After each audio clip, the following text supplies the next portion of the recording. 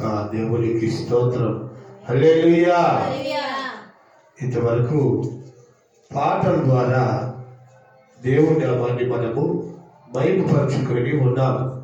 ఇప్పుడు పరిశుద్ధ లేఖన భాగంలో నుండి కొన్ని మాటలు చదువుకొని ఆ యొక్క వాక్యాన్ని మనము ధ్యానం చేసుకుందాం. చదవండి. యెషయా గ్రంథము 50వ అధ్యాయము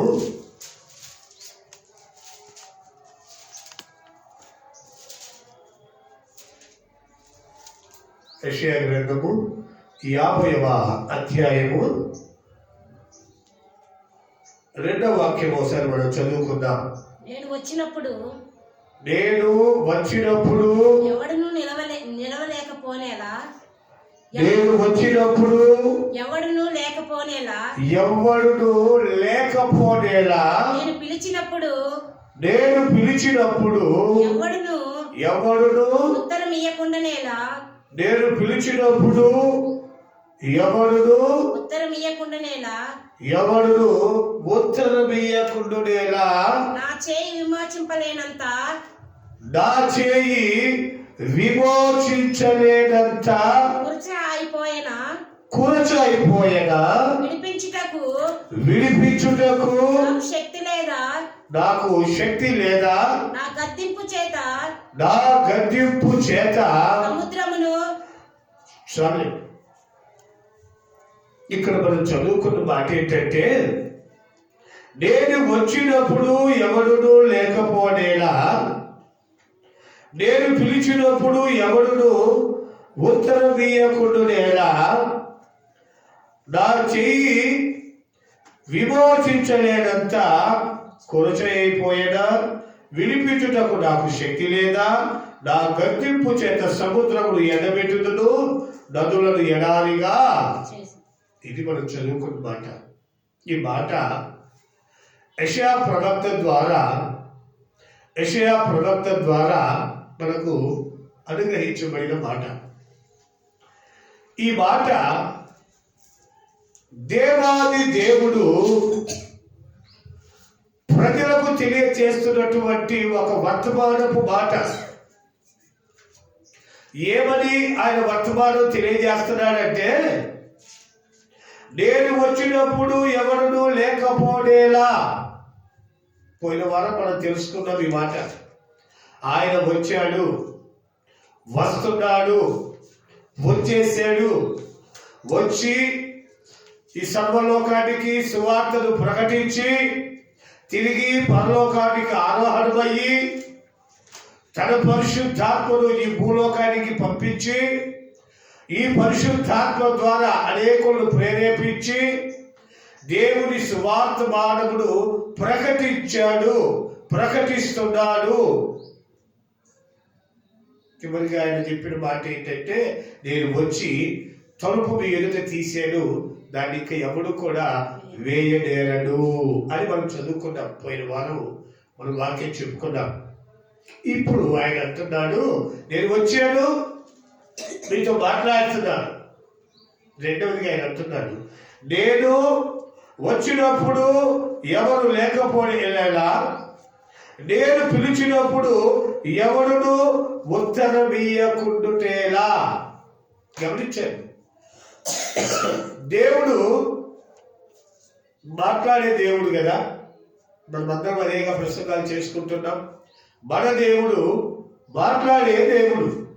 మరి మాట్లాడే దేవుడు ఆయన అంటున్నాడు, నేను పిలిచినప్పుడు ఎవడును ఉత్తరమియ్యకుండుటేలా. ఆయన పిలుస్తున్నాడు. ఎప్పుడెప్పుడు ఏ సందర్భాల్లో ఆయన పిలిస్తే ఎందుకు ప్రజలు ఆయనకు ఉత్తరం ఇవ్వలేకపోయారో ఒక 3 విషయాలు తెలుసుకుందాం. ఎవరిని పిలిచాడు బాగా గమనించండి. ఎవరిని పిలిచాడు, పిలిచినప్పుడు వీళ్ళెందుకు సమాధానం చెప్పలేదు, కారణం ఏంటి, వీళ్ళు ఎందుకని ఆయన పిలిచినప్పుడు ఆయన పిలుపుకు విధేయత చూపలేదు, లేకపోతే భయపడుతున్నారు, లేకపోతే దూరంగా పారిపోతున్నారు, లేకపోతే పిలుపులో ఉన్నటువంటి మాధుర్యాన్ని ఎందుకు గుర్తుపట్టడం లేదు అని మనం తెలుసుకున్నట్లయితే ఆయన పిలిస్తే మనం వింటాం. ఆ పిలుపు వినపడుతుంది. మనకు వినపడకుండా పిలిచే దేవుడు కాదు ఆయన. ఆయన పిలుస్తాడు. పిలిచినప్పుడు కొంతమంది ఏమో భయపడుతున్నారు, కొంతమందికి ఏమో వినపడటం లేదు, కొంతమంది ఏమో అసలు పిలిపే లేదంటున్నారు, కొంతమంది ఏమో అదంతా ఉంటుందేనే అంటున్నారు.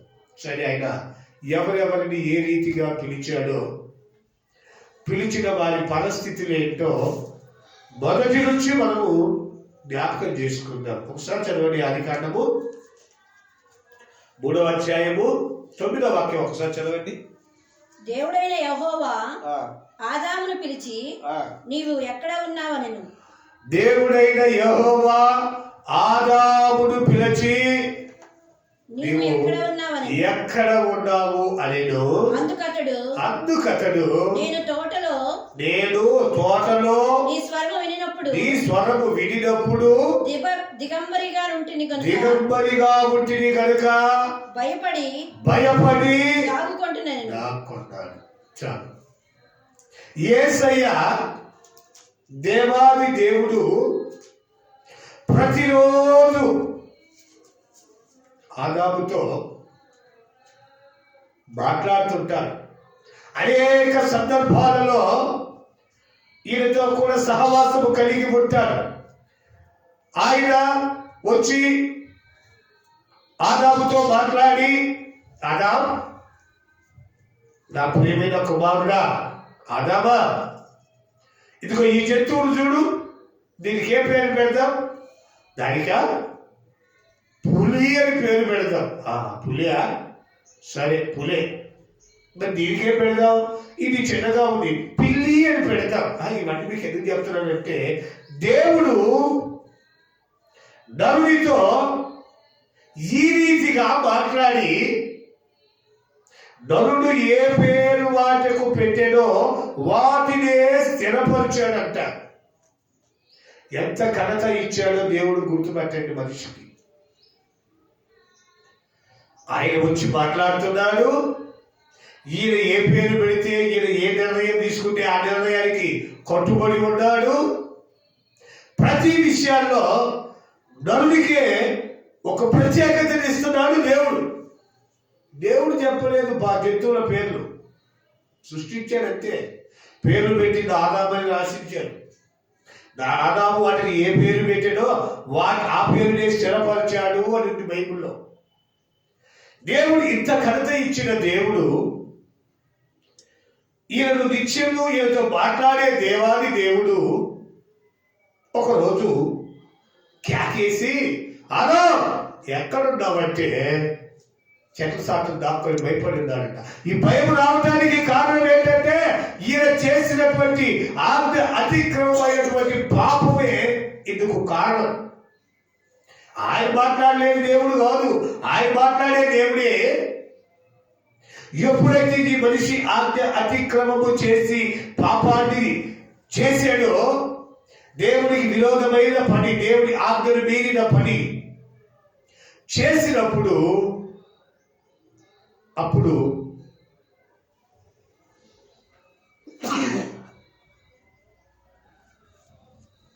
దేవుని ఆజ్ఞను మీరిన పని ఎప్పుడైతే చేసాడో భయం వచ్చేసింది. భయం వచ్చి దాక్కుంటున్నాడు. దేవుడు యథారీతిగా వచ్చి, ఎక్కడ ఉన్నావు ఆదాము అని అంటే, నీ స్వరము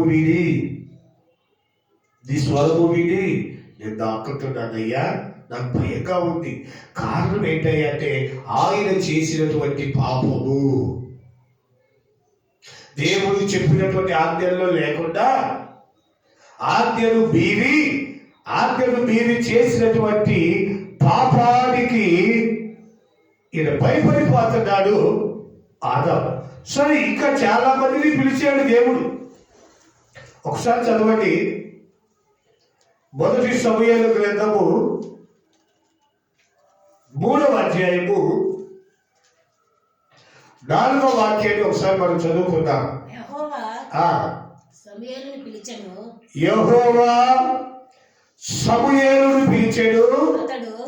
అతడు చిత్తమండి నేనున్నానని చెప్పి ఏలీ దగ్గరికి పోయి, నీవు నన్ను పిలిచితివి కదా. దేవాది దేవుడు దిగి వచ్చి సమూయేలును పిలుస్తున్నాడు. చిన్నపిల్లాడు కదండి, తెలియదు దేవుడి పిలుపు ఎలాగుంటుందో, యజమానుడి పిలుపు ఎలాగుంటుందో, సేవకుల పిలుపు ఎలాగ ఉంటుందో గుర్తుపట్టలేక, మా సేవకుడు పిలిచేదేమో ఆయన దగ్గరికి పడివేస్తున్నాడు. ఇక్కడ పడుకోండి, సమాధానం చెప్పట్లే. ఆ పడుకొని ఉన్నారండి ఏంటి అన్నా. సమూయేలు అనగానే ఆ చిత్తమండి అని యజమాని దగ్గరికి పరిగెడుతున్నాడు. క్రమశిక్షణ చూడండి. సమూయేలు అని పిలవగానే ఏంటి పడుకున్నా ఇదే ఏం చెప్పు. ఇలాంటి సమాధానం చెప్పలేదు. సమూయేలు అనగానే పరిగెత్తుకుంటా వెళ్ళేది. మళ్ళా దేవుడి పిలుపు వచ్చి సమూయేలు అంటే మళ్ళా పరిగెత్తే, మళ్ళా దేవుడు వచ్చి సమూయేలు అని పిలిస్తే మళ్ళా పరిగెడుతున్నాడు. ఈయన సేవకుడు అర్థమైపోయింది. పాపం సమూయేలు తెలియలే. గమనించండి, సేవకుడు గుర్తుపెట్టి, ఎందుకంటే పాపం సేవలో ఉన్నాడు కదండి, దేవుడి పిలుపు విన్నాడు కదండి, దేవుడు చేసే అద్భుత కార్యాలు చూశాడు కదా, పెద్దవాడు కదా, అనుభవాలు కలిగిన వాడు కదా, ఇది దేవుడి పిలుపుని గుర్తుపట్టి, నాయనా సమూయేలు ఈసారి నిన్ను పిలిస్తే ఏమనమన్నాడు? నీవు పోయి పండుకొమ్ము. ఎవరైనా నిన్ను పిలిచిన ఎడల యెహోవా నీ దాసుడిని ఆలకించుచున్నాను. అప్పుడు చెప్పాడండి, యెహోవా నీ దాసుడును నేను ఆలకిస్తున్నాను, నువ్వు ఏం చెప్పాలనుకున్నావు చెప్పమని సమూయేలుతో చెప్పాను. మీరు ఏం చెప్పాలనుకుంటున్నారో నాకు చెప్పండి బాబు, నేను వింటున్నాను. చూడండి, దేవుడు ఎంత గొప్పగా విలువగా మాట్లాడతాడో ఆ స్వరము విన్న వాళ్ళకే అర్థమవుతాయి, అందరికి కాదు. ఆయన ఎంత ఘనంగా మాట్లాడతాడో తెలుసా? ఆయన స్వరము ఎంత మధురంగా ఉంటుందో తెలుసా? అందుకే కదా మన సేవకులు పాడతారు, నీ ముఖము మనోహరము, నీ స్వరము మాధుర్యము, నీ పాదాలు అపరిమితము.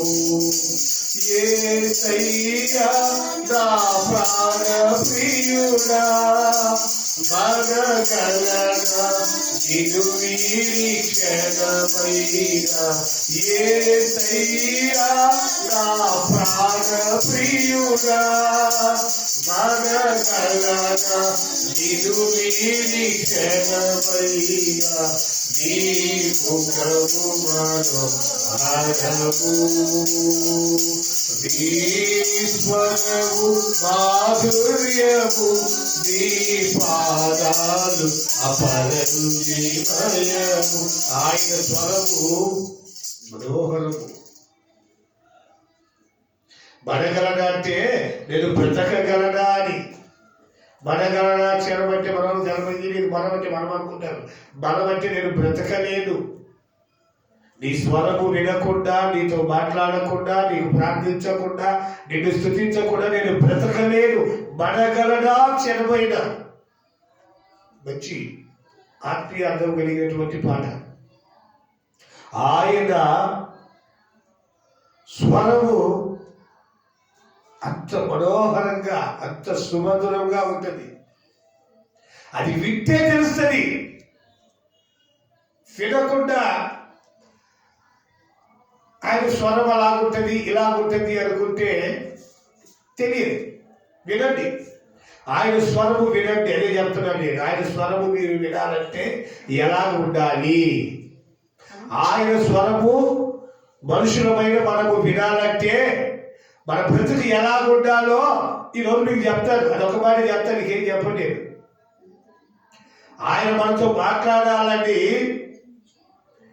ప్రతి దినము, ప్రతి క్షణము, ప్రతి దినము ఆయన ఎదురు చూస్తా ఉంటాడట. ఆయన మనతో మాట్లాడాలని ఆయనకు ఆశ కలిగిన దేవుడు ఎన్నో పరిస్థితులలో మనతో మాట్లాడాలి అనుకుంటా ఉంటాడు. ఒకరోజు ఒక ఆయనతో మాట్లాడేది. చదవండి ఆ మాట కూడా. ఇర్మియా గ్రంథం తీయండి ఒకసారి. ఇర్మియా గ్రంథము 1వ అధ్యాయము 4వ వాక్యంలో ఒక మాట మాట్లాడుతున్నాడు. యెహోవా వాక్కు నాకు ఇర్మియాకు ప్రత్యక్షమై ఇలాగు సెలవిచ్చెను. గర్భములో నేను నన్ను రూపింపబడక మునుపే నిన్నెరిగితిని. గర్భములో నేను నిన్ను రూపింపక మునిపే నిన్ను నేను ఎరిగితిని. ఇంకా తర్వాత చాలా ఉందిలేండి. ఎప్పటి నుంచి దేవుడు మనతో మాట్లాడాలనుకుంటున్నాడంటే, నీవు గర్భములో రూపింపబడక మునిపే దేవుడు నిన్ను ఎరిగి నీతో మాట్లాడాలని చూస్తున్నాడు. ఆయన బాలుడైన సమయాలతో మాట్లాడుతున్నాడు. గమనించండి, ఈ యొక్క ఇర్మియాతో కూడా దేవుడు మాట్లాడుతున్నాడు. ఆదాముతో మాట్లాడితే భయపడ్డాడు. సమయాలతో మాట్లాడితే చెప్పుడైనా నువ్వు ఏం చెప్పాలనుకుంటున్నావు అని సేవకుడి మాట మేరకు తను తగ్గించుకొని దేవునికి సమర్పించుకున్నాడు. ఇక్కడ ఇర్మియాతో కూడా మాట్లాడుతున్నాడు. సరే, మనం అనుకోవచ్చు అన్న వాళ్ళంతా చరిత్ర పురుషులు, ఘనత కలిగిన వాళ్ళు, ప్రార్థనా పరులు, మనకేం తెలుసు అంటే వీరులమ్మ జరగడం తెలుసు, ఇష్టానుసారంగా బ్రతకటం తెలుసు, ఇష్టం వచ్చినట్టు మాట్లాడటం తెలుసు. ఇలాంటి వార్త మన దేవుడు ఎలాగ మాట్లాడతాడు? బాలుడైన సమయంలో దేవుడి సన్నిధానంలో కనిపెట్టుకొని ఉన్నాడు. ఆయనతో మాట్లాడాడు. అలాంటి వారితోనే దేవుడు మాట్లాడతాడు. మనకి ఇష్టానుసారంగా మనం బ్రతికి, మనకి ఇష్టం వచ్చినట్టుగా మనం తిరిగి, దేవుడికి అయిష్టమైన పనులు చేసి, దేవుడి దుఃఖపరిచే పనులు చేస్తే ఆయన మాట్లాడు. ఆయన మాట్లాడాలంటే ఆయనకు యోగ్యమైన రీతిలో మనం ఉండాలి. అదే ఒక మాట చదవండి మీరు. ఇర్మియా గ్రంథంలోనే 23వ అధ్యాయం 29వ వాక్యం ఒకసారి చదవండి.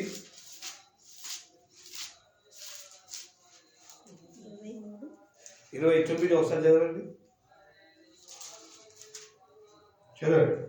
నా మాట అగ్ని వంటిది కాదా, బండను బద్దలు చేయు సుత్తె వంటిది కాదా. కాబట్టి తమ జతవాని యొద్ద నుండి చాలు. నా మాట అగ్ని వంటిది, బండలు పగలగొట్టేటువంటి సుత్తె వంటిది. గమనించండి దేవుని వాక్యానికి ఉన్న విలువ. అది ఎంత కఠినమైన హృదయమైనా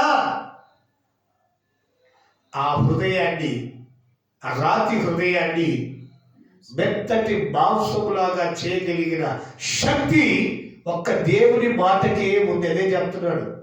నా మాట అగ్ని వంటిది, పంటను పగలగొట్టే సుత్తి వంటిది. ఆయన మాటకున్న ఘనతను అక్కడ వ్యక్తపరుస్తున్నాడు. ఇక చాలా విషయాలు రాశారా. ఇంకొక మాట కూడా చదవండి, టైం ఉంది కదా, తర్వాత నేను వాక్యంలోకి వెళ్తాను. 13వ అధ్యాయం 17వ వాక్యం ఒకసారి చదవండి. ఇర్మియా గ్రంథము 13వ అధ్యాయము 17వ వాక్యం ఒకసారి చదవండి.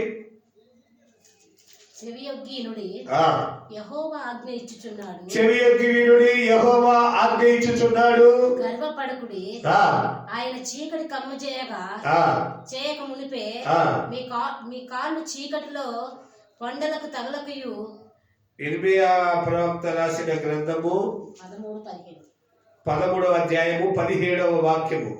ఆయనను మీరు ఆ మాట విననొల్లని ఎడల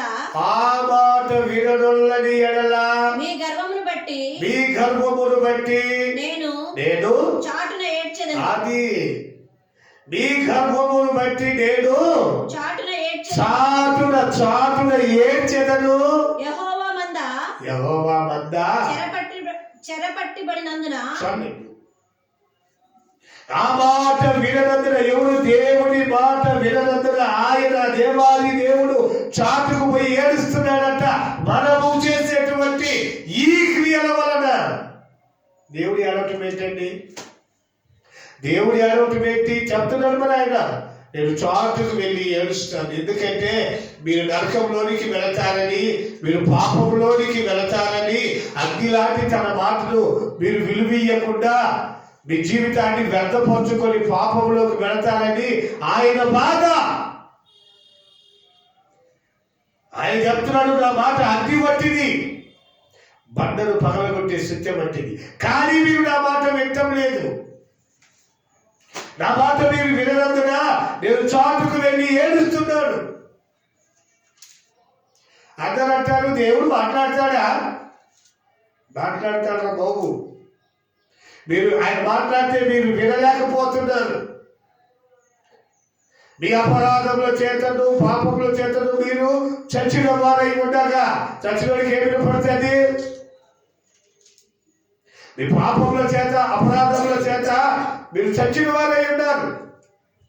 చచ్చిపోయినోడికి క్యాల్కులేషన్ అయినప్పుడు ఏమి వినపడదు. చనిపోయిన జీవితాన్ని జీవించే మనకు ఆయన పిలుపు ఎక్కడ వినపడుతుంది? నువ్వు పాపాన్ని వదిలి దోషాన్ని వదిలితే, నువ్వు పరిశుద్ధపరచబడితే, నువ్వు పవిత్రంగా జీవిస్తే ఆ పిలుపుకి వినపడుతుంది. ఆయన మాట్లాడే దేవుడు. చాటుకు వెళ్ళి మనము ఆయన మాట వినకుండా జీవితాన్ని వ్యర్థపరచుకుంటూ చాటుకు వెళ్ళి ఏడుస్తున్నాడు కన్న తండ్రిలాగా. నా బిడ్డ పాడైపోతున్నాడే, ఈ బిడ్డ జీవితం ఏమైపోతుందో, ఈ బిడ్డ బ్రతుకు ఏమైపోతుందో అని కన్నీరు విడిచి ఏడుస్తున్నాడంట మన దేవుడు. చూడండి దేవుడు బిడ్డలారా, ఒకసారి 11:12 వాక్యం కూడా చదవండి. ఇర్మియా గ్రంథంలోనే 12వ వాక్యం చదవండి. పాడు చేయవారు అరణ్యమందలి చిట్లు లేని మెట్టలన్నిటి మీదకి వచ్చుచున్నారు. దేశం యొక్క ఈ కొన నుండి ఆ కొన వరకు. 11వ అధ్యాయము ఇర్మియా ప్రవక్త రాసిన గ్రంథము 11వ అధ్యాయము 12వ వాక్యం. యూదా పట్టణస్థులను యెరూషలేము నివాసులను పోయి తమ ధూపార్పణము చేయు దేవతలకు మొరపెట్టుదురు. గాని అవి ఆపత్కాలములలో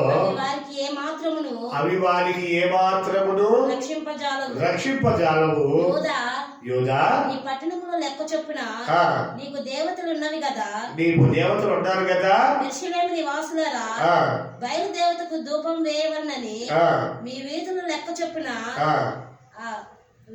లజ్జకరమైన మీరు వాటికి ధూపం వేస్తున్నారు కదా అన్ని దేవతలను. సరిగ్గా చదవండి మాటలు, కనిపి చదువుతున్నారు. 11:12 వాక్యం, 11వ అధ్యాయము 12వ వాక్యం చదవండి.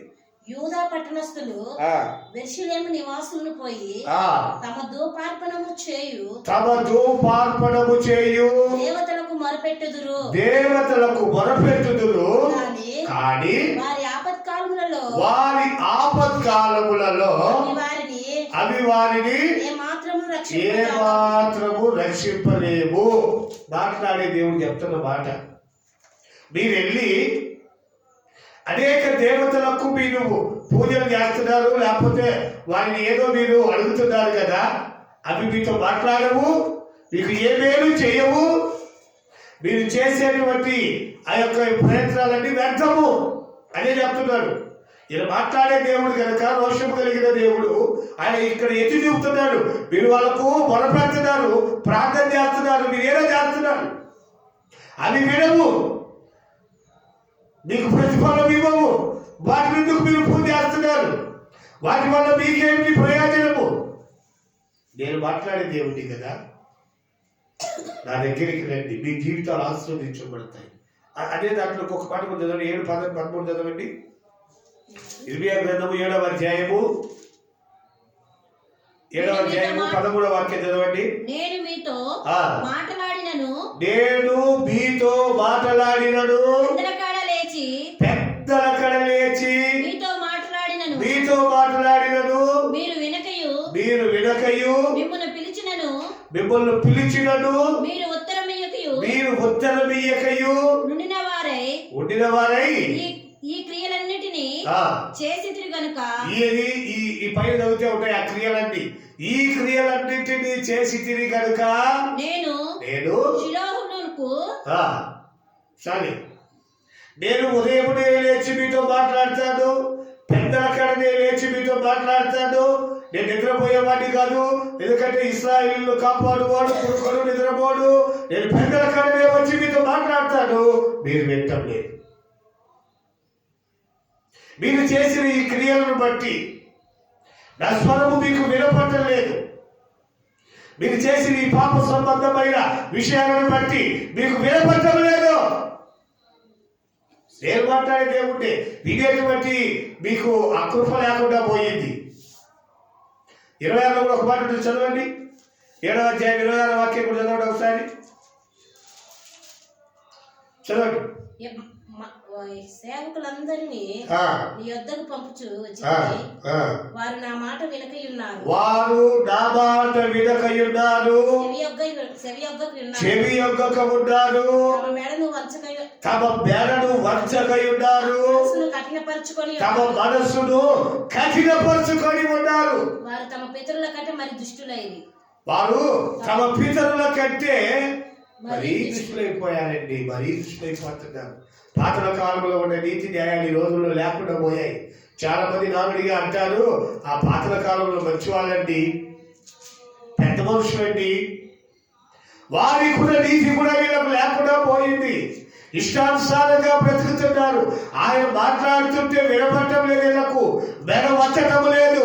వారి పాపములో శాపములో వారికి ఇష్టమైన మార్గాల్లో వారు తిరుగుతూ ఉన్నారు. వెనవచ్చటం లేదు, కృప పొందటం లేదు. వారు ఏది చేస్తే కరెక్ట్ అనుకుంటున్నారు. దేవుని వాక్యానికి తావివ్వటం లేదు. దేవుని మనస్సు వారిలో లేదు. పాపానికి శాపానికి బానిసలైపోతున్నారు. వారి మెడ వంచటం లేదు. ఆయన కాడి సులువైనది. ఆయన కాడి మీద భుజం మీద మెడ మీద మెడ వంచట్లేదు. మెడ నీళ్ళు కొని నిలబడుతున్నారు. కారణం దేవుని మాట వినని జనులు. మీరు సమ్మతించి నా మాట వినిన ఎడల, మరి ఆయన మాట వింటే భూమి యొక్క మంచి పదార్థాలు అనుభవిస్తారని బైబిల్లో ఉంది. మాట వినకపోతే వినరులని జనులారా గమనించండి. ఒకసారి ఆ మాట కూర్చోదండి. ఒకసారి 22వ వాక్యం కూడా చదవండి. 7వ అధ్యాయము 22. 26 గ్రంథము 7వ అధ్యాయం 22వ వాక్యము. నేను ఐగుప్తు దేశంలో నుండి మీ పితరులను రప్పించిన నాటి నుండి రప్పించిన దినమున దహన బలులను గూర్చి గాని నేను వారితో చెప్పలేదు. అట్టి వాటిని గూర్చి నేను ఏ ఆజ్ఞ ఇయ్యలేదు. ఈ ఆజ్ఞను మాత్రమే నేను వారికి ఇచ్చి తిని. 7:22వ వాక్యం. అదే దేవునికి స్తోత్రం. హల్లెలూయా. ఒకసారి విషయం వినకపోయిరి, అది ఆ మాట చదవకుండా. చెవి యొక్కకుండిరి, అయితే వారు వినకపోయిరి, చెవి యొక్కకయుండిరి, ముందుకు సాగక వెనుక తీయచు తమ ఆలోచనను బట్టి తమ దుష్ట హృదయ కాఠిన్యమును బట్టి అనుసరించి నడుచుచు వచ్చితిరి. అది మీ పితరుల ఐగుప్తు దేశం నుండి. మీ హృదయాల కాఠిన్యము దాన్ని బట్టి మీరు నడుస్తున్నారు, కానీ ఆయన మాట వినేటువంటి సమయం మీకెక్కడుంది? చాటుకు వెళ్ళి ఏడుస్తున్నాడు, అగ్గిలాంటి మాటతో మాట్లాడుతున్నాడు. మీ హృదయాలు కదలటం లేదు, మీ మెడవచ్చటం లేదు, మీ బ్రతుకులు మార్చుకోవటం లేదు. అదే చెప్తున్నాడు. నేను మాట్లాడలేకపోవటం ఏంటి? నేను మాట్లాడుతున్నాను. మనం మాట్లాడుకోవడం మాటదే. నేను పిలిచినప్పుడు ఎవడును ఉత్తరమీయకుండుటనేలా నా చెయ్యి విమోచించలేనంత అయిపోయినదా? గమనించండి, విడిపించడానికి శక్తి లేకుండా పోయిందా? సముద్రాలు ఎండబెడతాడు, నదులను ఆరబెడతాడు. నా వాక్కుకు ఆ శక్తి ఉంది. నేను మాట్లాడితే మీరు వెళ్ళలేకపోతున్నారు. నేను మాట్లాడితే మీరు చేసిన పాపాన్ని అతిక్రమాలను బట్టి మీరు దాక్కుంటున్నారు. నా పిలుపు వినపడేంతకి ఆ సమయంలో మీరు దాక్కుని పాపంలో, శాపంలో, మరణాంధకారమైనటువంటి ఈ విషయంలో మగ్గిపోతా ఉండి మీ బ్రతికి ఏమవుతుందో మీకు అర్థం కాక అల్లాడుతూ ఉంటే నేను మాట్లాడకపోవటం ఏంటి? నేను మాట్లాడుతున్నాను, పెద్దల కాడ వేసి మాట్లాడుతున్నాను. నా మాట వింటం లేదే అని చాటుకు వెళ్ళి దొక్కపడుతున్నాను. నేను మాట్లాడలేదని మీరందరూ అనుకుంటున్నారు. నేను ప్రతిదినం మీతో మాట్లాడుతూనే ఉన్నాను. అక్కడ రాసిన ప్రతిదినం పెద్దల కడనే వచ్చి నేను మీతో మాట్లాడాలనుకుంటున్నాను, కానీ మీరు వింటం లేదు నా మాట. యెషయా 66:2 వాక్యం చదవండి. 66వ అధ్యాయము 2వ వాక్యాన్ని ఒకసారి చదవండి.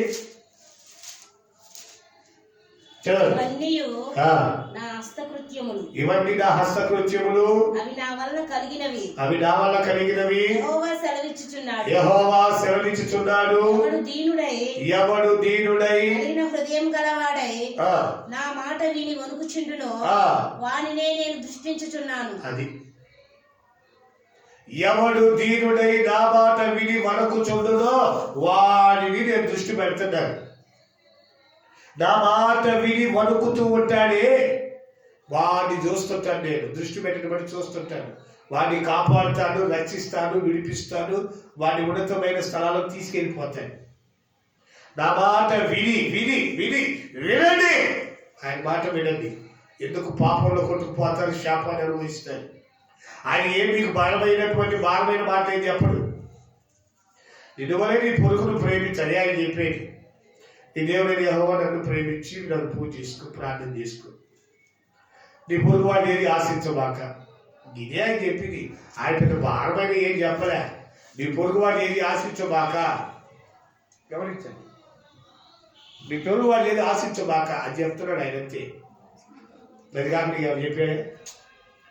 శుభ్రంగా అయితే మాంసం విషయం తినొద్దని చెప్పాడా? కడుపు తినొద్దని చెప్పాడా?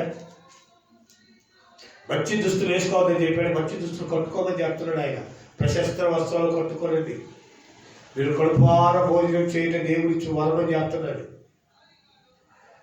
వ్యర్థమైన ఆయన చెప్పడు, పనికి మాలే ఆయన చెప్పడు.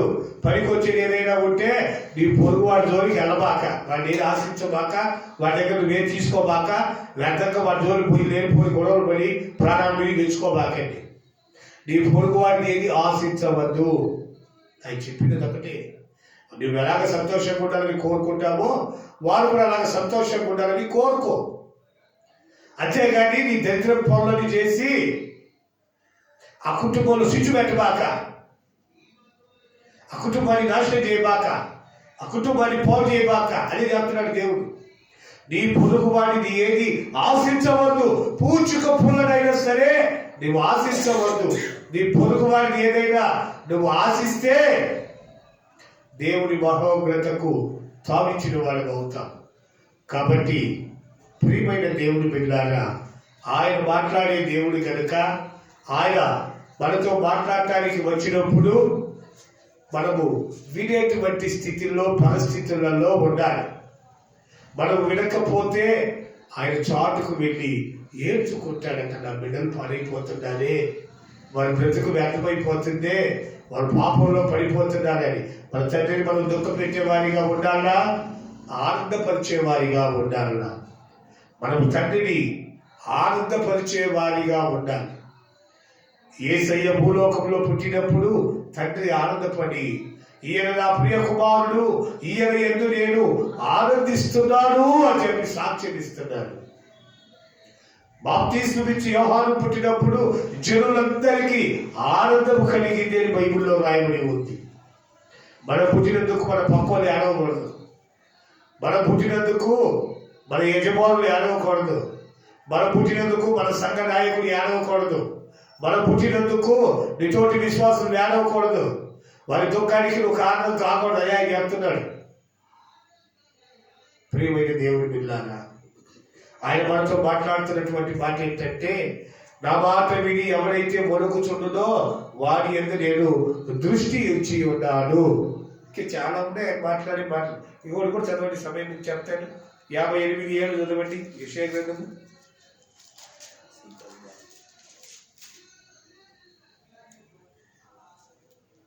నీ ఆహారము యెషయా గ్రంథము 58వ అధ్యాయము 7వ వాక్యము. నీ ఆహారము ఆ, ఆకలిగొనిన వారికి పెట్టు నీ ఆహారము ఆకలిగొనిన వారికి పెట్టుడనియు ఆకలి కొనిన వాడికి పెట్టుడనియు నీ రక్త సంబంధికి నీ రక్త సంబంధికి ముఖము తప్పింపకుండా దిక్కుమాలిన దిక్కుమాలిన పేదలను నీ ఇంట చేర్చుకొనుటయు వస్త్రహీనుడు నీకు కనపడినప్పుడు వారికి వస్త్రములిచ్చుటయు ఇదియే గదా నాకు ఇష్టమైన ఉపవాసము. చదువు కిందకు చదువు. అలాగునా నీవు చేసిన ఎడల నీ వెలుగు వేకువ చుక్క వలె ఉదయించును, స్వస్థత నీకు శీఘ్రముగా లభించును, నీ నీతి నీ ముందర నడుచును. యెహోవా మహిమ నీ సైన్యపు ఎనుకటి భాగమున కావలి కాయును. అప్పుడు నీవు పిలవగా యెహోవా ఉత్తరమిచ్చును. దేవునికి స్తోత్రం. హల్లెలూయా, హల్లెలూయా, హల్లెలూయా, హల్లెలూయా. ఇలాగ నువ్వు బ్రతికితే ఏంటి చదివి గుర్తున్నాయా? పేదలను కనికరించి, దిక్కులేని దరిద్రులను ఆదరించి, ఉపవసించి ప్రార్థన చేసి, ఇవన్నీ నువ్వు చేసినట్లయితే అప్పుడు నువ్వు యెహోవాకు మొరపెడితే ఆయన నీకు ఉత్తరం ఇస్తాడు. ఆయన చెప్తున్నాడు, నాకు మొరపెట్టండి నీకు ఉత్తరం ఇస్తానని.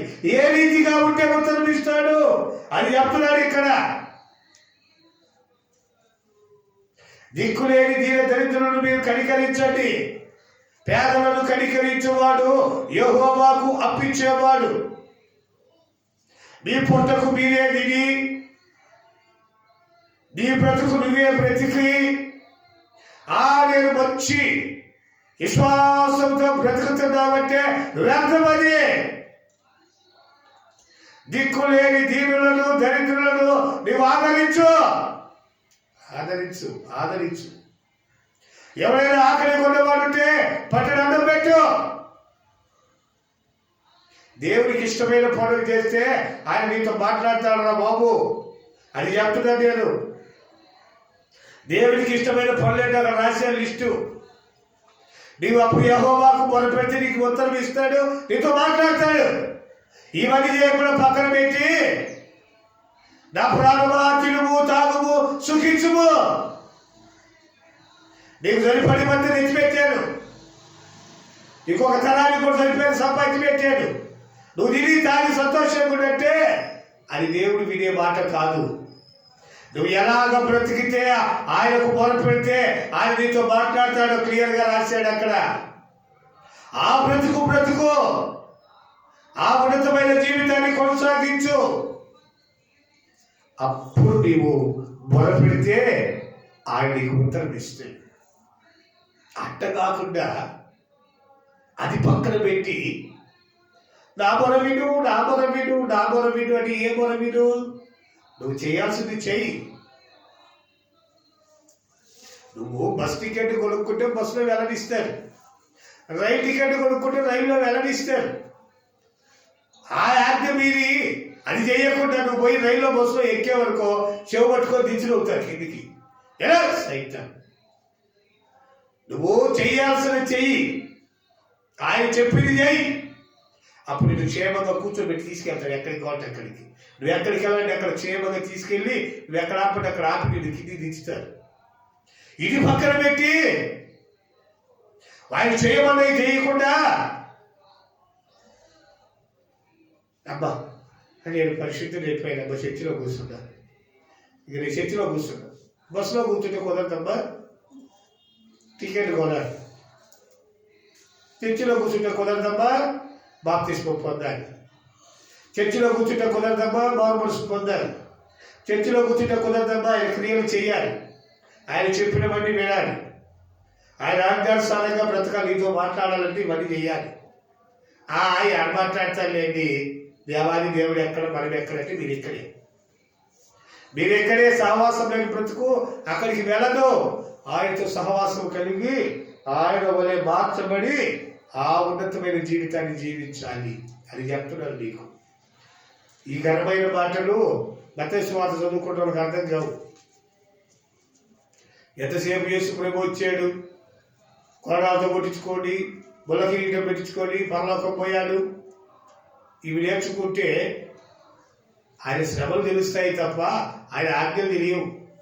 ఆయన ఏం చెప్తున్నాడో మీరు బాగా అర్థం చేసుకోవాలి. ఈ దిక్కు లేని దీనులను దరిద్రులు మీరు ఆదరించండి, దేవునికి ఇష్టమైన పనులు చేయండి. నీవు పొట్టకు నువ్వు తిని ఇదే సంతోషమని బ్రతకొద్దు, అది దేవునికి ఇష్టమైనది కాదు, దేవునికి ఇష్టమైన ఉపవాసం కాదు, దేవునికి ఇష్టమైన బ్రతుకు కాదు. కాబట్టి ప్రియమైన దేవుడి బిడ్డలారా, దేవుడి వాక్యాన్ని విషయంగా పరిశీలించుకొని మనం ముందుకు వెళ్ళాలి. ఒకసారి చదవండి, లూకా సువార్త 9వ అధ్యాయము 35వ వాక్యాన్ని ఒక్కసారి మనం చదువుకొని ముందుకు వెళదాం. చదవండి. లూకా సువార్త 9వ అధ్యాయము 35వ వాక్యము. ఆయన నేను ఏర్పరచుకొనిన నా కుమారుడు, ఈయన మాట వినుడని ఒక శబ్దము ఆ మేఘములలో నుండి పుట్టి. ఇది చెప్తున్నాడు, ఈయన నేను ఏర్పాటు చేసుకున్న నా ప్రియ కుమారుడు, ఈయన మాట వినండి. నేను మాట్లాడితే మీరు వినలేరు కదా, నేను మాట్లాడితే మీరు భయపడుతున్నారు కదా, నేను మాట్లాడితే మీరు హడలిపోయి పరిగెడుతున్నారు కదా, నా మాట మీరు వింటలేదు కదా. ఇప్పుడు మనుష్య కుమారుడిగా శరీరధారిగా యేసు ప్రభు ఈ భూలోకానికి వచ్చాడు. ఇప్పుడు ఆయన మాట్లాడుతున్నాడు, ఈయన నా ప్రియ కుమారుడు, ఈయన మాట్లాడుతున్నాడు. ఇప్పుడు మీరు వినండి. అగ్నిస్వరూపి అయిన దేవుడు నా మాట అగ్ని వంటిది కాదా, శుద్ధి పంటను పగలబట్టే శుద్ధి వంటిది కాదా. ఆ బలమైన మాటలు మీరు వెళ్ళలేకపోయారు. మృదువైన మాటలు, ప్రేమ కలిగిన మాటలు, ఆశీర్వదించగలిగిన యేసయ్య మాటలు ఇప్పుడు వినబడుతుంది. ఇప్పుడు వినండి. తండ్రి మాట వెళ్ళలేకపోయారు మీరు, అగ్ని లాంటి మాటలు వెళ్ళలేకపోయారు మీరు. ఇప్పుడు ప్రేమ గల మాటలు అన్నా వినండి, యేసయ్య మాటలు అన్నా వినండి. యేసయ్య కూడా అదే చెప్పాడు, నిన్ను వలె నీ పొరుగును ప్రేమించు, నీ పొరుగు వాడు ఆకలి కొట్టి చూడబాక, నీకు 2 వస్త్రాలు ఉంటే ఒకటి ఈ ప్రేమను పొందుతున్నాడు ఆయన చెప్తున్నాడు, ఈయన నా ప్రియ కుమారుడు, ఈయన మాట మీరు వినండి. వింటే దీవించబడతారు, ఆస్వాదించబడతారు, ఆయన మీతో మాట్లాడతారు, మనతో మాట్లాడతారు. వినకపోతే మన జీవితాలు ఎట్లాగే కొనసాగించబడతాయి. చివరికి ఒక మాట చదవండి, రోమీయులకు రాసిన పత్రిక 12వ అధ్యాయము 9వ వాక్యాన్ని ఒకసారి మనం చదువుకుందాం. మీ ప్రేమ నిష్కపటమైనది కాదు,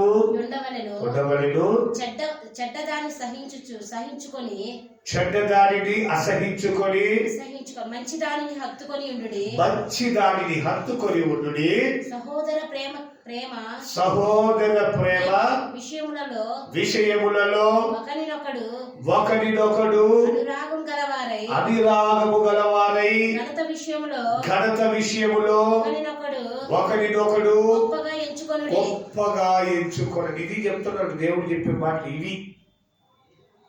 ఇవి దేవుడు చెప్పే మాటలు, ఆయన నోటి నుండి వచ్చేటువంటి మాటలు ఇవి. పరిశుద్ధులైన పౌలు గారు చెప్తున్నాడు రోమా సంఘానికి, ఈ విధంగా మీరు జీవిస్తే మీరు ఆశీర్వదించబడతారు, ఈ విధంగా మీరు బ్రతికితే ఆయన మీతో మాట్లాడతారు. ఆయన మనతో మాట్లాడాలంటే ఈ విధమైన కార్యక్రమాల్లో మనం ముందుకు వెళ్ళాలి. ఒకసారి చదవండి. యోబు గ్రంథము 36వ అధ్యాయము 18వ వాక్యం. నేను ముగిస్తున్నాను. యోబు గ్రంథము 36వ అధ్యాయము 18వ వాక్యాన్ని ఒకసారి మనము చదువుకుందాం. చదవండి. నీకు క్రోధము పుట్టుచున్నది గనుక నీవు ఒకవేళ తిరస్కారము చేయుచుందువేమో, జాగ్రత్త పడుము. నీవు చేయవలసిన ప్రాయశ్చిత్తము గొప్పదని నీవు మోసపోయేదవేమో, జాగ్రత్త పడుము. నీవు మొరపెట్టుటయు బల ప్రయత్నములు చేయుటయు బాధనందకుండా నిన్ను తప్పించునా. 36వ అధ్యాయము 10వ వాక్యం చదవండి. ఉపదేశించుము వినుటకై వారి చెవిని తెరువజేయును. ఉపదేశించుము వినుటకై వారి చెవిని తెలియజేయును. పాపము విడిచి రండని ఆజ్ఞ ఇచ్చును. వారు ఆలకించి ఆయనను సేవించిన ఎడల తమ దినములు క్షేమమగును. ఆయన మాటలు విని ఆలకిస్తే ఆ దినములు క్షేమకరముగా ఉంటాయి. తమ సంవత్సరములు సుఖాంతముగాను వెళ్ళబుచ్చెదరు. వారు ఆలకింపని ఎడల వారు బాణముల చేత కూలి. ఆలకించకపోతే ఆ దరిద్రమంతా ఉంది, మనకుంది. ఆలకించే వాళ్ళ గురించే మనం, ఎందుకంటే మనం ఆయన మాట ఆలకించే ప్రజలం కనుక, ఆలకించే వాళ్ళం కనుక, ఆలకిస్తున్నాము కనుక, ఆలకించిన వాడు ప్రశాంతంగా జీవిస్తాడు. వారి జీవితం ఆస్వాదించబడుతుంది. వారి సంవత్సరములు ప్రశాంతంగా గడిచిపోతాయి అంటారు చెప్తున్నాడు. ఆలకించకపోతే ఆ దరిద్రం మొత్తం ఉంది. ఆలకించడానికి ప్రయత్నం చేయండి. ఆలకిస్తే ఆస్వాదించబడతాం, ఆలకిస్తే దీవించబడతాము, ఆలకించకపోతే శ్రమించబడతాం. ఒకసారి ప్రకటన గ్రంథాలు వచ్చే వరకు ఒక మాట మాట్లాడతాం. చదవండి. ప్రకటన గ్రంథము 22:18. మరియు అతడు నాతో ఇలాగ చెప్పెను, ఈ గ్రంథమందున్న ప్రవచన వాక్యములను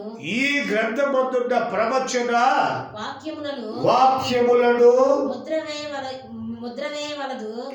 కాలం సమీపమై ఉన్నది.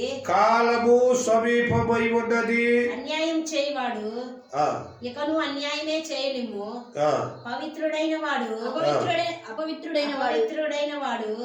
ఇకను అపవిత్రుడుగానే ఉండనిమ్ము. నీతిమంతుడు ఇకను నీతిమంతుడుగానే ఉండనిమ్ము.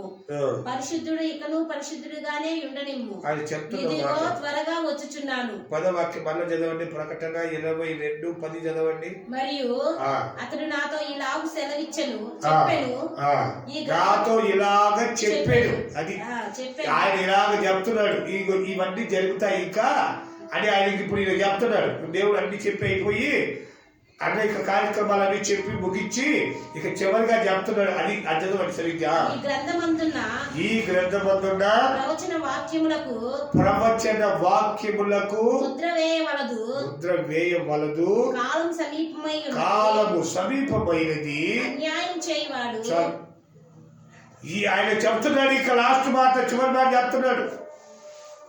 మాట్లాడే దేవుడు అనేక విషయాలు మాట్లాడి, ఆయన మాట్లాడితే భయపడుతున్నారని, ప్రవక్తల ద్వారా మాట్లాడే మాటలు అగ్నివలే ఉండవని, ఆయన మాట్లాడితే వినకుండా ఉండాలని ఆయన ప్రక్కకి వెళ్ళి ఏడ్చుకొని, ఇలాగ మీరు ఉంటే నేను మీ మాటలు వింటానని దేవుడు సెలవిస్తూ, తర్వాత ప్రేమస్వరూపేణ యేసయ్యని భూలోకానికి పంపించి ఆయన ప్రేమ కలిగిన మాటలను ప్రకటించి చివరిగా ఆయన పరలోకం వెళ్ళిపోయిన తరువాత ఆయన శిష్యులలో చివరి వాడైనటువంటి ఈ యోహానుకు తెలియపరుస్తున్నటువంటి ఈ ప్రవచన గ్రంథము ఆయన నాతో ఇలాగ చెప్పాడు. ఇక చివరిసారిగా చెప్తున్నాడు దేవుడి దూత ద్వారా. ఇప్పుడాక చెప్పిన మాటని వింటున్నారు. విన్నవారితో దేవుడు మాట్లాడతాడు, వినవల్లని వారికి ఆయన దూరస్తులైపోతున్నాడు. విన్నవారు ఆశీర్వదించబడతారు. ఒకసారి చదవండి లోకాసు వార్తలో యేసు ప్రభువుల వారు ఒక మాట అంటాడు. చదవండి మత్తయి వార్త 5వ అధ్యాయం 1వ వాక్యం కూడా ఒక్కసారి చదవండి ముగిస్తాను నేను. ఆయన జనసమూహములను చూసి కొండ ఎక్కి కూర్చుండగా ఆయన శిష్యులు ఆయన యొద్దకు వచ్చిరి. అప్పుడు ఆయన నోరు తెరిచి ఇలాగ బోధింపసాగెను. ఆత్మ విషయమై 37వ వాక్యం కూడా చదవండి. అలాగే 5:31-37. మీ మాట అవునంటే అవును కాదంటే కాదు అని ఉండవలెను. వీటికు మించినది ఏదైనా దుష్టుడి నుండి ఆయన కొండకి ప్రసంగమంతా చేసి ఆ నోరు తెరిచి మాటలన్నీ చెప్పి చివరికి అంటాడు, ఇక మీ మాట ఉండే, మీ మాట నా మాటని చెప్పేది అయిపోయింది. మీ మాటలా అవునంటే అవును కాదంటే కాదు. అబద్ధాల బ్రతుకు మానుకో, కల్పించి మాట్లాడే మాటలు మానుకో. ఎదుటి వాళ్ళు పాడైపోవాలని ఉన్నటువంటి నీ పరిస్థితిని మానుకో. అవునంటే అవునను, కాదంటే కాదు.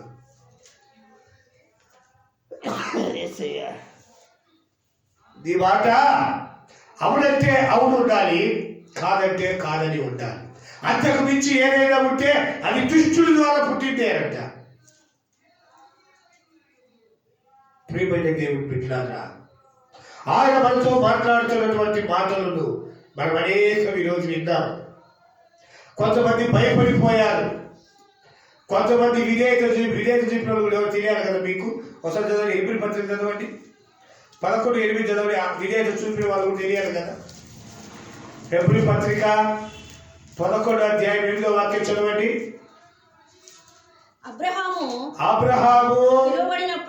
పిలువబడినప్పుడు విశ్వాసమును బట్టి ఆ పిలుపునకు లోబడి తాను స్వాస్థ్యముగా పొందనయ్యున్న ప్రదేశమునకు బయలువెళ్ళెను.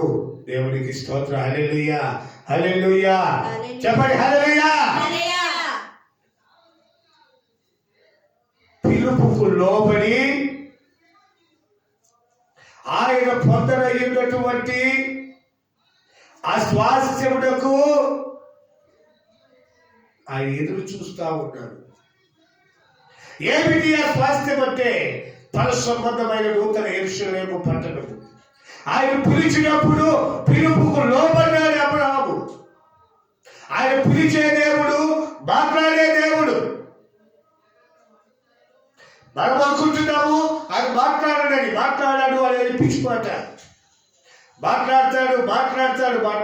నిన్న నేను ఏకరీతిగా ఉన్న దేవుడు ఆయన. ఆయన పిలిచినప్పుడు ఆ పిలుపును నువ్వు గుర్తుపట్టాలి, ఆ పిలుపుకు విధేయత చూపాలి, ఆయన చెప్పిన మార్గాల్లో ఉండాలి, ఆయన ఉన్నటువంటి అనేకమైన పరిస్థితులను అనుసరించాలి. ఈ మాట అవునంటే అవును, కాదంటే కాదు. అంతకు మించి ఇంకొకటి ఉంటే అది దృష్టి నుంచి పుట్టిందని ఖచ్చితంగా చెప్తున్నాడు దేవుడు. ఎంతకాలం వ్యర్థమైన మాటలు అబద్ధాలు మాట్లాడకుండా జీవిస్తావు? దేవుని మార్గాల వైపుకురా ఆయన చెప్తున్నాడు. వ్యర్థమైన మాటలు ఆయన చెప్పే దేవుడు కాదు. ఆయన విలువైన మాటలు చెప్పే దేవుడు, పరిశుద్ధత కలిగిన మార్గంలో నడిపే దేవుడు. ఆయన చెప్తున్నాడు, మాట్లాడకుంటే నేను మాట్లాడకుండా ఉండటానికి నేను మాట్లాడుతున్నాను కదా. మాట్లాడుకునేదానికి నేను మౌనంగా ఉండలేదే, ప్రతిదినం మాట్లాడుతున్నాను. ప్రతి క్షణం ఉదయాన్ని పెద్దల కాలేసి మీతో మాట్లాడుతున్నాను. పెద్దల కాలేసి ప్రార్థన చేయండి, మీతో మాట్లాడతాడు దేవుడు. ఆయన చెప్తున్నాడు, వాక్యాన్ని అనుసరించండి, నా మాట కాదు. ఆయన పెద్దల కళ లేచి మాట్లాడతానని చెప్తున్నాడు బైబుల్లో. పెద్దల కళ లేచి ప్రార్థన చేసి కనిపెట్టండి.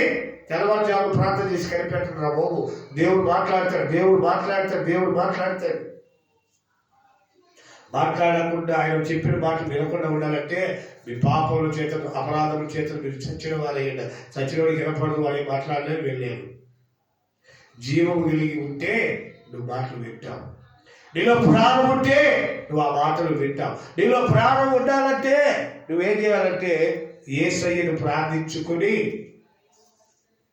ఆయన చెప్పిన ఆజ్ఞానుసారంగా మీరు బ్రతికితే, మీరు సమ్మతించి నా మాట ఇనిన ఎడల మీరు బ్రతుకుతారు. సమ్మతించి ఆయన మాట వింటే బ్రతుకుతాము. ఆయన మాట వినకపోతే సచ్చిన వారం అయిపోతారు. బ్రతికున్నామన్న పేరు నీకుంది కానీ నీవు మృతుడవే అని బైబిల్ చెప్తుంది. బ్రతికున్నామన్న పేరే నీకుంది, నువ్వు మృతుడవే. ఆయన స్వరము వినలేని నువ్వు చచ్చినతో సమానమే. ఆయనతో సహవాసం లేని బ్రతుకు ఒక బ్రతికేనా? ఆలోచన చేయి. సేవకులు ఎందుకు చెప్తున్నారు? పరిశుద్ధాత్మ దేవుడు ఎందుకు రాపించాడు? పరిశుద్ధ గ్రంథంలో ఈ విలువైన మాటలు ఎందుకు మనకు తెలియజేస్తున్నాడు? గమనించండి, గమనించండి. మనుషుల మాటలు వినొద్దు, దేవుడి వాక్యాన్ని వినండి. పెద్దల కడలేచి ఆయన మాట్లాడతాడు. మనం వినలేదని పక్కకి ఏడుస్తున్నాడు. ఆయన మాట అగ్ని వంటిది. ఆయన మాట్లాడితే నీకు గొప్ప కార్యాలు చూస్తావు. నువ్వు అడిగిందల్లా దేవుడు నీకు అడుగుని నీకు ఇవ్వబడిన అంతే అని చెప్పింది. అయితే ఆయన అడిగే స్థితిలో నువ్వు ఉండాలి. నీ మాట ఆయన వినే స్థితిలో ఉండాలి. ఆయనకు మొదలుపెట్టే స్థితిలో నువ్వు రావాలంటే ఈ కార్యక్రమాలన్నీ చేయాలి. ఇవన్నీ చేస్తే దేవుడిని ఆశీర్వదిస్తాడు. ప్రేమ కలిగిన యేసయ్య మాటలు మనం వినాలి. ఆయన చెప్తున్నాడు, నీ మాట అవునంటే అవును, కాదంటే కాదు. ఆ తర్వాత ఏది వచ్చినా అది దుష్టుడి ద్వారా వచ్చిందే.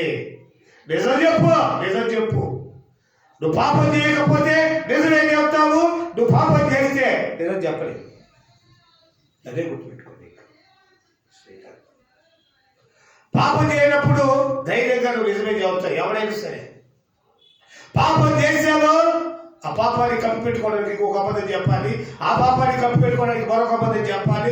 ఆ పాపాన్ని కప్పిపెట్టడానికి ఇంకొక అబద్ధం. ఈ జీవితం అంతా అబద్ధాలమైపోతుంది. ఇంకా అవునంటే ఎవరు, కాదంటే కాదు ఎక్కడుంది? అదే నువ్వు పాపం చేయకపోతే, నువ్వు యథార్థుడి వద్దువైతే, యథార్థవంతురాలు అయితే నిజానికే ప్రయోగం చెప్తావు. ఇది నా పరిస్థితి.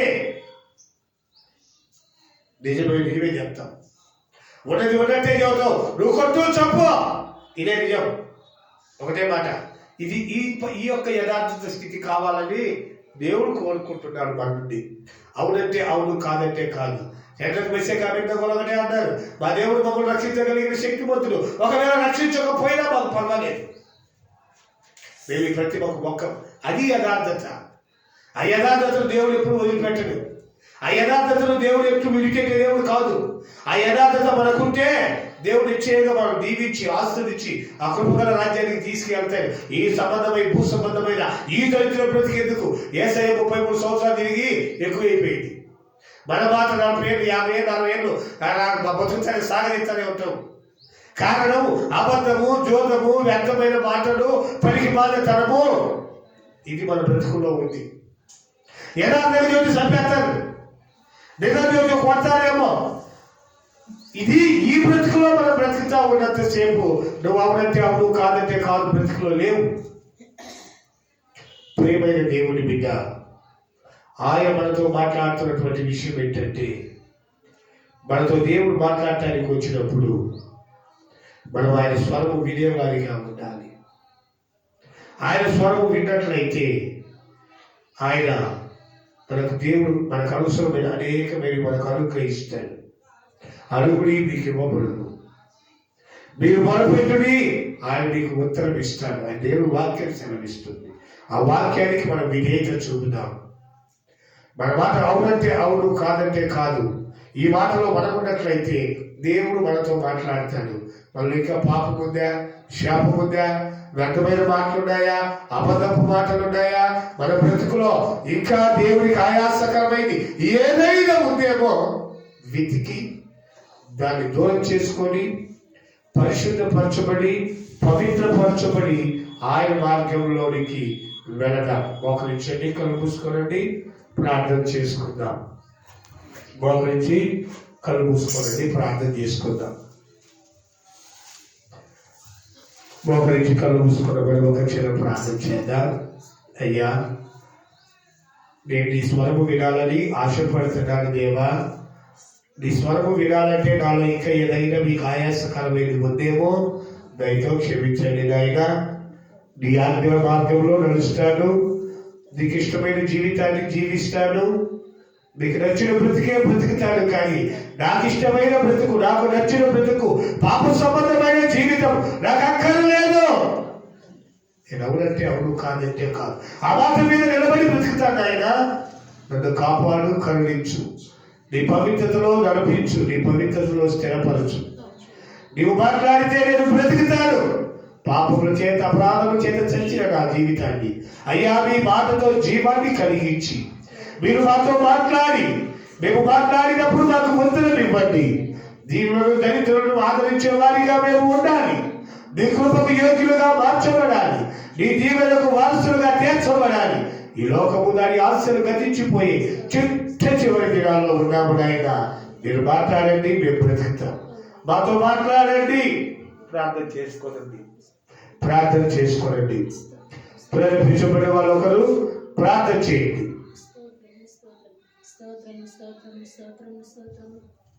మహాగణుడ మహోన్నతులని తలని వందనాలు, స్తోత్రము స్తోత్రము తండ్రి. స్తోత్రాలు బట్టి నీ వాక్యాన్ని మాకు వినిపించిన విధానాన్ని బట్టి దేవానికి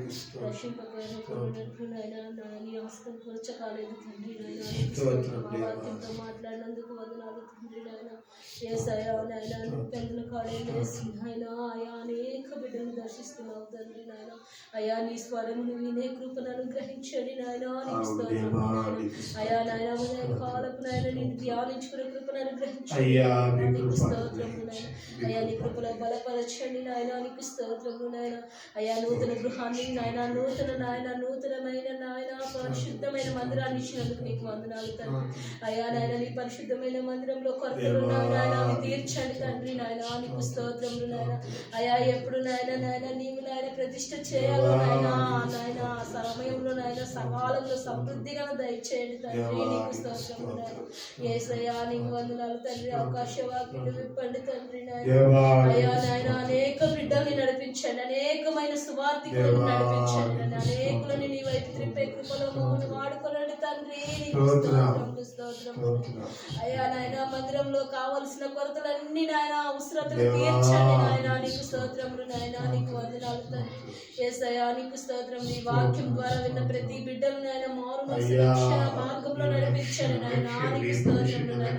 యూట్యూబ్ ద్వారా విన్న కుటుంబాలను కూడా దీవించండి. నీకు స్తోత్రములు నాయన. అయా ఉదయ కాలాన్ని నేను స్తుతించుకొని ధ్యానించుకున్నట్టు నాయన కృపను అనుగ్రహించమని నాయన. యేసయ్యా నీ వాక్యాన్ని నాయన వాక్యం ద్వారా నడుచుకునే కృపను అనుగ్రహించండి నాయన.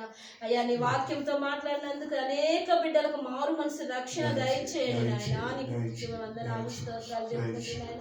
ఎవరైనా నాయన మా సంఘంలో అనారోగ్యాలు ఉంటే దయతో నాయన బిడ్డలకు మంచి ఆరోగ్యాలు దయచేయండి. అయా విశ్వాసులని నడిపించండి నాయన. రాలేక వెనుకబడిన ప్రతి కుటుంబాన్ని నాయన మరొక తరుణమంది నడిపించమని, మా ప్రార్థన ఆలకించి అంగీకరించమని యేసు పరిశుద్ధ నామమున వినయం గడిగి వేడుకుంటున్నాము తండ్రి. ఆమేన్. దేవుడు మన ప్రార్థన ఆలకించి వేకువని ఆయన మనకు స్తుతించి ఆయన మెల్లనైన కమ్మనైన స్వరాన్ని దేవుడు మనకి వినిపించేటట్టు ఆయన కృప అనుగ్రహించినందుకు స్తోత్రాలు చెల్లిద్దాం. స్తోత్రం స్తోత్రం. ఈ దినం ప్రార్థనలో పాల్గొన్న ప్రతి ఒక్కరి దేవుడు ఆశీర్వదించి రాలేక వెలుపడి పిలుపై ఒక పర్యాయం నడిపించి ఆయన కృప చేత నడిపిస్తున్న దేవుడికి స్తోత్రాలు చెల్లిద్దాం.